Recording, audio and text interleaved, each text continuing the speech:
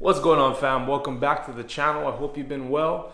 On today's episode, we're finally going to be installing our first set of auxiliary lighting. We're going to be installing the Baja Design S2 Sports in amber. So stay tuned, it's going to be a good one. Alright, so here I have the lights. I'll show you guys what comes in the box and in the kit. You're going to get the two Baja Design lights.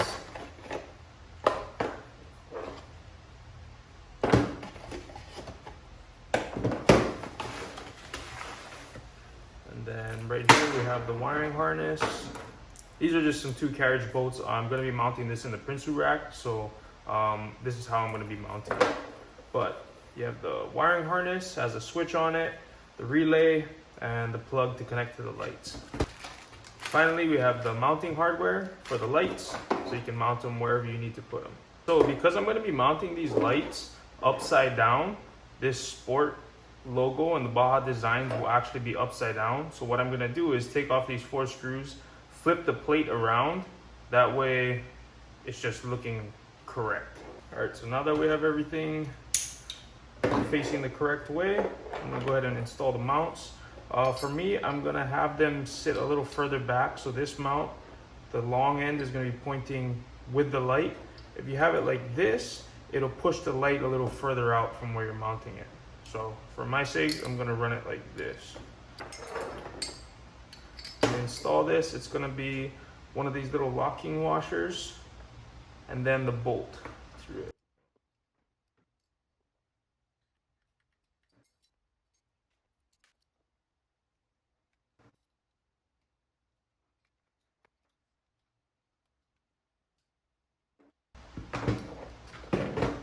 And then the hardware does have blue Loctite, so it will be a little challenging to thread it in first, but once you get past the blue Loctite, it'll be fine. Make sure you don't snug these up too tight, just leave a little bit of play so we can adjust these once they're mounted on the truck. Alright, so for a typical installation, you would be using the provided wire harness. Because I'm going to be connecting these lights to a Switch Pro, I'm not going to be using this relay or any of the fuses or the switch that's provided. So the only things that I'm going to need are the lines that have the connectors that go to the light directly. From there, I'm going to be cutting the line from the relay, and then what I'm going to do is solder on some extensions to reach into the engine bay. First things first, I'm going to cut some of this heat shrink just so I can have more access to the wires. So these 2 wires right here, I'm going to cut them from the relay, and then I'm going to be connecting my own wires that'll go into the engine bay.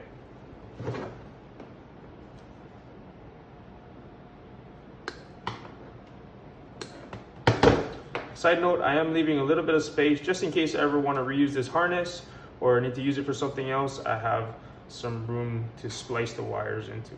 After doing some measurements for the passenger side, I'm going to have to extend this wire maybe about 4 feet, maybe 5 feet, just to give myself some extra play. And for the driver's side, I'm only going to have to extend it maybe about a foot, foot and a half. Yeah, I'm going to be using these solder seal wire connectors. Ever since I found them, these have been like my favorite because you can just use a heat gun or a lighter or something, warm them up, and they'll actually solder the wires together and seal around that solder. So I like to use them. It seals up the wires really nice and it's super easy to use.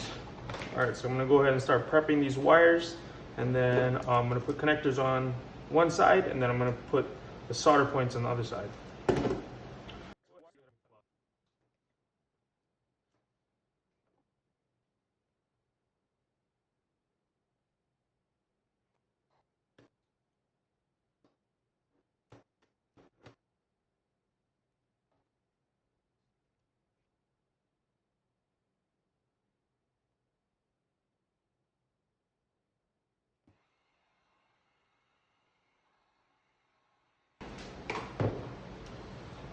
So as you can see, this is kind of why I like using these. They create a good seal around the wires, so it's waterproof, and the solder seal is really good.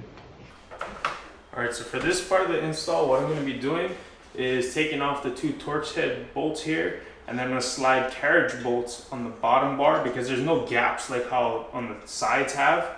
So I have to take the side off right here, and I'm gonna slide both carriage bolts in, and then I'll be able to mount the pods here.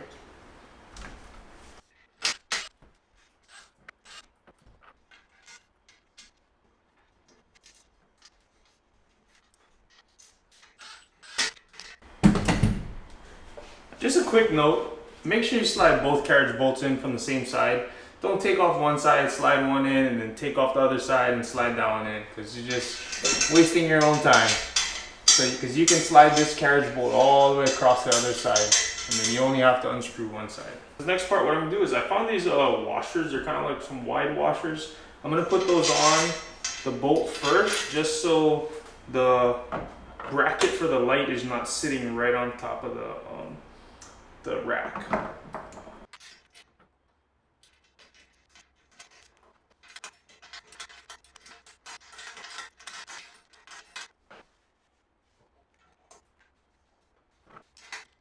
Alright, as you can see, I got the lights mounted. I actually ended up flipping these brackets back the other way because I like them sticking out a little bit more. Here's the other side, you can kind of check that out. Definitely like the angle where it's pointing at now, kind of catches the blind spots in the rear. Next step, we're going to be working on running the wires.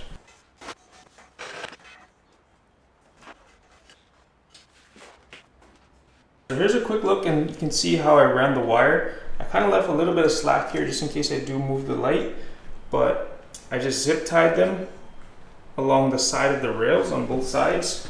So you can see it's just like this, and I have a little zip tie, and then I just ran it under the crossbars and then along the sides of the windshield. But other than that, it's pretty secure, and then it leaves me a little bit of play if I want to adjust the lights in the future. Alright, so now for this part, I ran the wires from the passenger side along here. I'm going to be running the driver's side light from around here. And then what I'm going to do is actually tap these two connectors into the same block on both sides. That way when I turn them on, they both turn on at the same time. So for this one, I'm just going to put it on the side that has the 35 amp with the two wires. And then hopefully that should be good. Okay, I got everything wired up so far. So I have the two positives on one slot, so they're on the same button. And then I have the two grounds under the bus bar. And then I ran the passenger side wire in this braided wire loom along the back of the firewall. And then the other one comes from this side and then right under here. So far everything's looking pretty good. Time to test out the lights.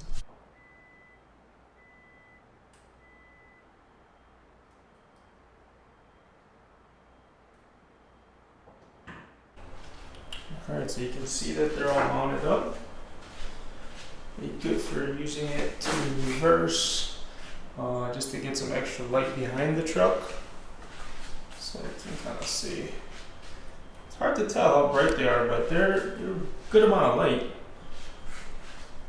Definitely use them as chase lights and to help you reverse. But yeah, I think they look super good. Alright, so that's going to conclude it for this video. It's not too hard of an install, especially if you already have a Switch Pro. You don't have to worry about wiring a switch in or worrying about where to mount the relays and stuff like that. So it really does help having a Switch Pro, and the lights look really good. Stay tuned for the next episode. Like, subscribe, do all the things. You already know. Shoots!